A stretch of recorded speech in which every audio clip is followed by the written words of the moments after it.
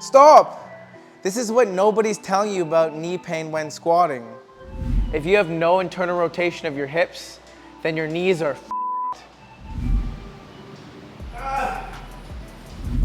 The craziest thing about squatting is when I started lifting over 10 years ago, all I really cared about was the weight on the bar, these stupid thing, wrist wraps, knee sleeves, squat shoes. All I cared about was literally how much weight I was moving.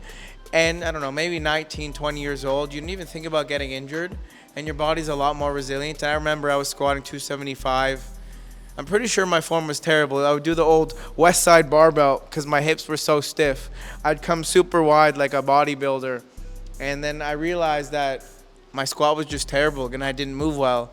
And it's crazy how we have all these band-aid solutions instead of addressing it.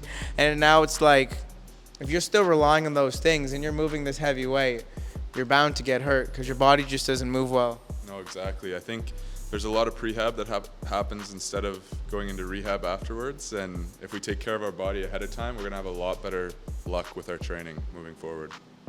Yeah, it's kind of crazy how much we look into things that can externally enhance our performance, like whether you're wrapping up with the wrist wraps or the squat shoes, without really understanding that there's got to be an underlying deficit there. So if you have good ankle mobility, go ahead and use the squat shoes if it makes your form a little bit better.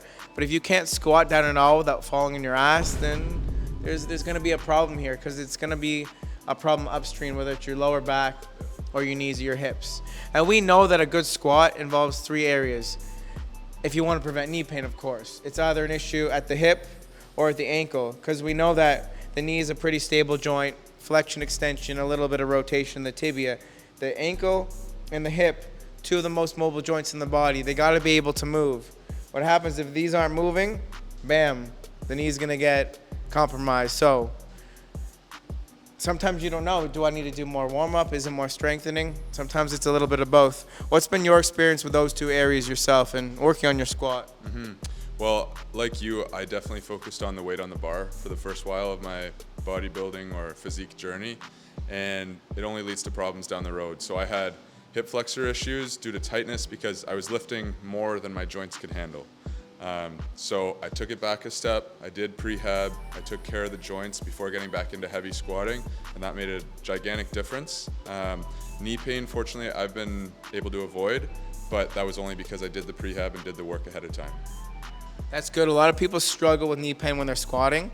I'm going to show you guys a few other things, such as some weakness in the glutes, and then we're going to go over some technique cues that are big mistakes when it comes to knee pain. But the biggest thing is we're going to show you some key areas to warm up the hips and those ankles, because the ankles can be super stubborn, especially for people who are moving a lot. Even people who are sitting a lot, the ankles can be a pain in the ass, but they're one of the most important areas if you want a good squat. Yeah, let's do it. All right.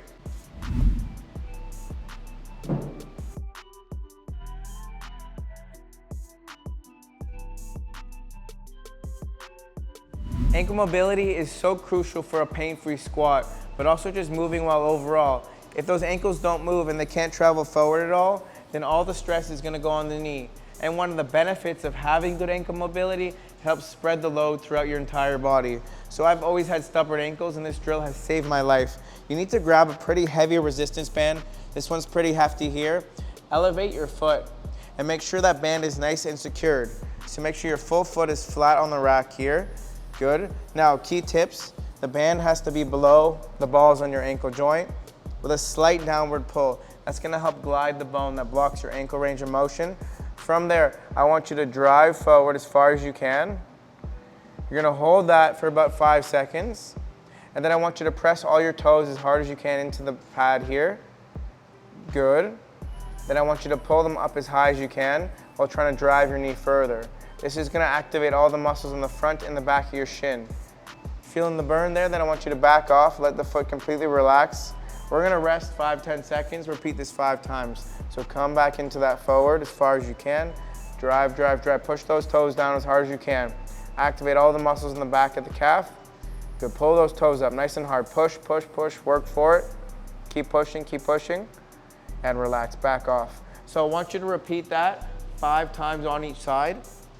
Make sure you have a little bit of a rest period. By the 5th time, building up that intensity. So let's show you what it should look like. Imagine this is the 5th time, really pushing, noticing a difference, driving those toes down into the pad. I shouldn't be able to lift them up. Keep going, breathe out here.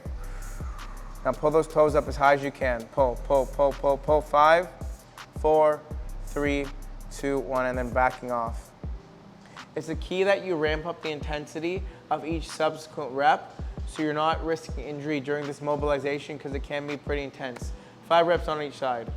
Next, we're doing the incline pigeon stretch.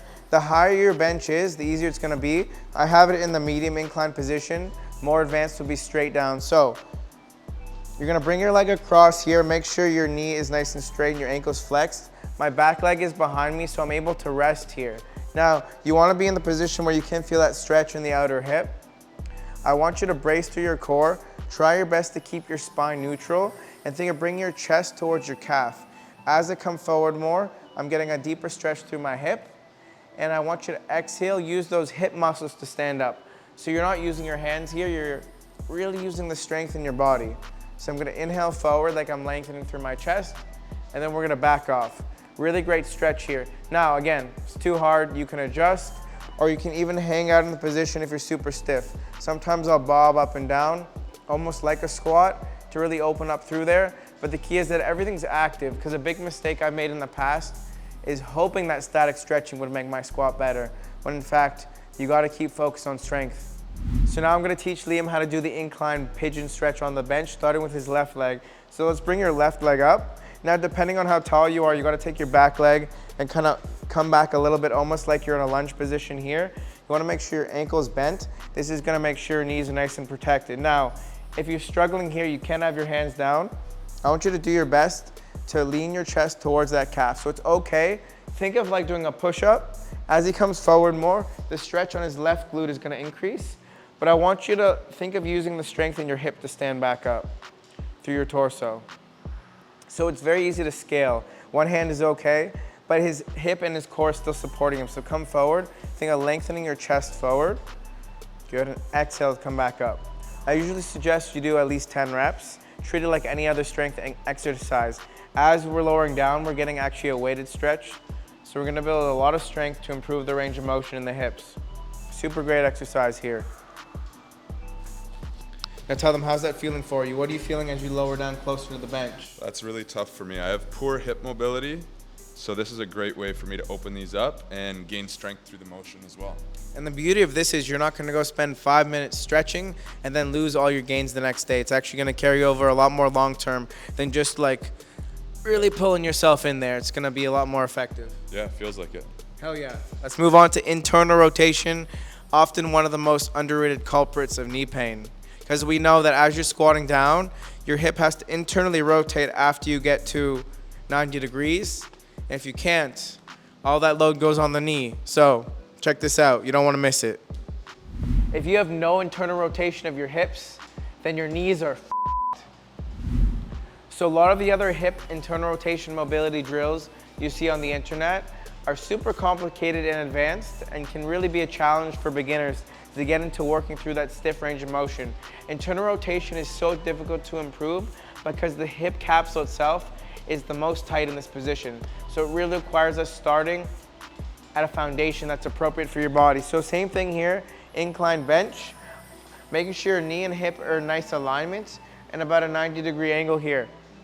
Finding your hip bone, I want you to twist your chest towards the knee and you're gonna turn away. This is actually rotating the pelvis on the hip bone. So we're just working through those pelvic rotations here. Just noticing how the glute kicks in as I'm moving through the pelvis. If you're up for a challenge, we're gonna come facing forward, squeeze the core, try to lift that foot in the air, even just a little bit, without losing your lower back. You'll feel a good burn, you might cramp up, you probably cramp up because you haven't done this before. That's okay, just keep breathing through it. Just like that, working on improving that internal rotation. Now I'm gonna show Liam how to do this. So now we're gonna work on your hip internal rotation. I want you to come up almost to the same position, except this time, I want your leg to be facing this way. So let's give that a shot here. Now a few tips to make sure you don't hurt yourself on this. Straight line from the hip to the knee. This is a nice 90-degree angle. And again, foot is always flexed. Now from here, do me a favor, put your hands on your hip bones. Perfect, find those on both sides. Now from there, I want you to just twist your body towards your knee, so come this way. Just get used to that feeling of the rotation. If you haven't worked a lot of internal rotation mobility before, sometimes you can get a little pinchy, so start with a small range here, just noticing how that's feeling. So we're just doing a little bit of pelvic awareness here, super important to get that hip moving. After you've done about 5 to 10 of those, let's finish off with your hips forward now facing me. So from here, I'm gonna assist you a little bit. We're gonna gently press this knee into the pad. While keeping the body still, we're gonna internally rotate.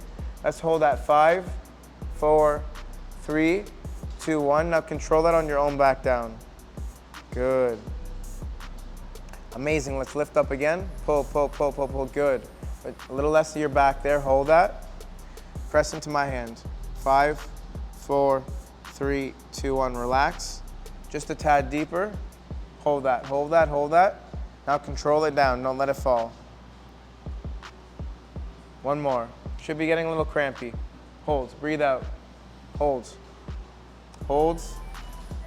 And back down. Really great way we can make your stretching more look like strength training, because at the end of the day, mobility is strength training. So this is a really great exercise to improve the hip internal rotation. Now let's go work on squat technique. There's hundreds of tips to improve your squat. Liam and I are going to show you 3 of the most valuable ones that are really going to make the biggest change to your squat. So the biggest thing is making sure that when you descend into the squat, that you're bending at your knees and your hips at the same time. You don't want to let the knees come all the way forward. So you'll notice here, he starts with a soft bend in the knees, and he's slowly letting those ankles and knees travel forward as his bum is sticking down, as opposed to just focusing on sitting back. If you just sit back, you're actually going to fall backwards, and you're not going to get any motion through the ankle. So why don't you show us what would look like if you're doing this wrong and you just sat your bum back. See, that's more like a deadlift. It's going to place more strain on your lower back. A lot of people will do that because they don't understand the proper technique here, but you really want to make sure, again, you're breaking through, because that's going to allow you, breaking through the knees is going to allow that ankle to travel forward and maximize the range of motion. And that brings us to our next tip. When you're at the bottom of that position, so come back down for us, you want to make sure that the knee is aligned with the toes here. You don't want on the way up the knees to come in. You want to have active glutes. So he should be so strong in the bottom. I'm going to really push his knee in. I shouldn't be able to get any movement of his lower leg. So when he's in this bottom position, I shouldn't be able to push. See how strong he is here? I can't push him at all. So on both sides, that's how active you should be. So it's not really thinking of pushing your foot out, but it's almost externally rotating through your whole femur to create that glute activation. So another big tip when it comes to squatting is making sure you have proper depth without sacrificing your form. So you notice here as Liam is squatting down, he's working with all those cues we talked about previously, and his back and his spine is relatively neutral. But you never really want to sacrifice depth for form. So if he goes any further, he's going to round his lower back, and as the weights get heavier, that's going to put incredible stress on his spine. So I recommend working on these key areas. If you want to get lower, working on better hip mobility and better ankle mobility. That's going to allow you to create the depth from a proper foundation, as opposed to just dumping your ass to the ground, sacrificing form for weight. And what's that going to really do? It's not going to help you build more muscle. It's not going to help you train pain-free. It's just going to help you maybe look good for 2 seconds. So, as always, proper technique is super important. Don't let those knees cave in. Making sure you're breaking at your hips and your ankles for an optimal squat. There's a ton of other common causes of knee pain when squatting. Hopefully some of these tips in today's video are gonna helpful. Let us know in the comment how your knees are feeling, and we might even make another video if there's enough feedback. So as always, don't forget to like, comment, and subscribe. Make sure to check out Liam on Instagram. And as always, you can use the coupon code PAINFREE30 for a month free trial of our pain-free training program. Stay pain-free. Oh, you messed it up. Oh, you say go. Stay pain-free. Gains, bro.